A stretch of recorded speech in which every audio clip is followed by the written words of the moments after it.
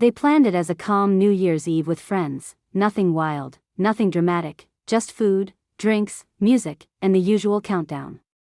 Someone promised to bring snacks, someone else swore they would handle the playlist, and another friend confidently announced they were in charge of drinks, which already sounded suspicious. By the time everyone gathered in the apartment, it was clear that plans were only a suggestion. The snacks turned out to be 3 bags of chips and 1 sad bowl of salad. The playlist jumped randomly from emotional love songs to aggressive club music from 10 years ago, and the drinks expert arrived with bottles no one remembered asking for. Still, spirits were high. Jackets were thrown onto chairs, shoes disappeared in random corners, and laughter filled the room faster than the glasses did. As the night went on, things escalated in the most predictable way possible. Someone spilled wine on the couch and tried to fix it with sparkling water, somehow making it worse. Another friend attempted to cook something quick, nearly setting off the smoke alarm and blaming it on bad ventilation. A serious argument broke out over which movie to put on in the background, even though no one was actually watching it. Old jokes resurfaced, embarrassing stories were retold with added details, and at some point, someone decided it was the perfect moment to confess a crush from 5 years ago, causing a mix of shock, laughter, and dramatic reactions that lasted way too long. The apartment grew louder, warmer, and messier by the minute, exactly the opposite of what anyone had planned. When midnight approached, chaos reached its peak. The countdown started too early, then stopped, then restarted because someone realized they were watching the wrong time zone. Glasses were raised, dropped, refilled, and raised again. At exactly 12, half the group shouted, "Happy New Year," while the other half was still counting. There were hugs, accidental elbow hits, spilled drinks, and one friend crying for no clear reason while insisting they were just very happy. Fireworks exploded outside, lighting up the windows, and for a brief moment, everything slowed down.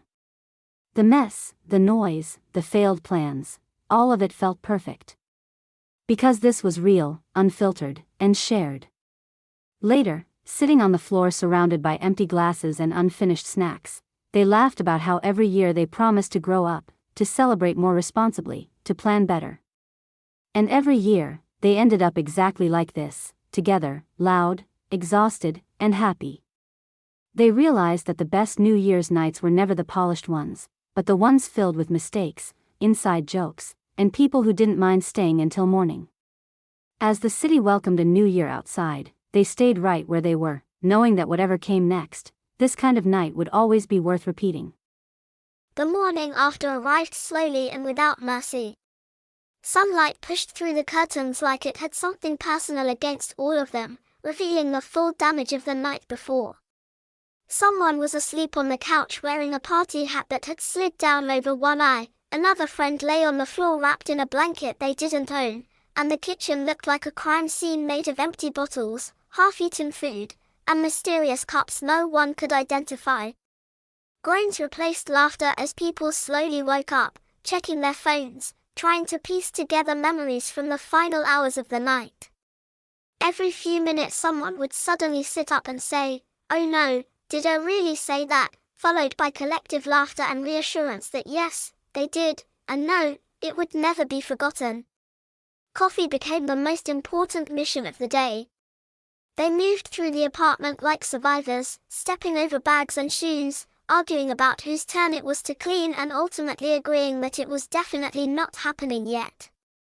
Stories from the night were retold, each version becoming more dramatic and more ridiculous. The spilled wine incident now involved heroic attempts at rescue, the smoke alarm situation was described like a near-death experience, and the midnight countdown disaster somehow turned into a symbol of their entire friendship. Someone suggested starting the year with resolutions, which lasted exactly 5 seconds before everyone agreed that surviving the night was already enough personal growth for 1 year. As the hours passed, the chaos softened into comfort. Blankets were shared, leftovers were eaten straight from the containers, and conversations became slower and more honest. They talked about plans for the year ahead, not seriously, not with pressure, but with hope mixed with humor. Someone wanted to finally quit a job they hated, someone else dreamed about traveling, Another admitted they just wanted fewer dramatic nights and more peaceful mornings like this one. There was no judgment, only support wrapped in sarcasm and inside jokes. They knew each other too well to pretend, and that made everything easier. By afternoon, people slowly started to leave, hugging longer than usual, promising to meet soon, already planning the next gathering that would probably end the same way. When the apartment finally grew quiet, the remaining friends sat together in the mess, strangely content. The new year hadn't started with perfection or order, but with laughter, chaos, and connection. And as they looked around at the evidence of the night, they all knew one thing for sure: no matter what this year brought, they had already started it the right way, together, imperfect, and exactly as they were.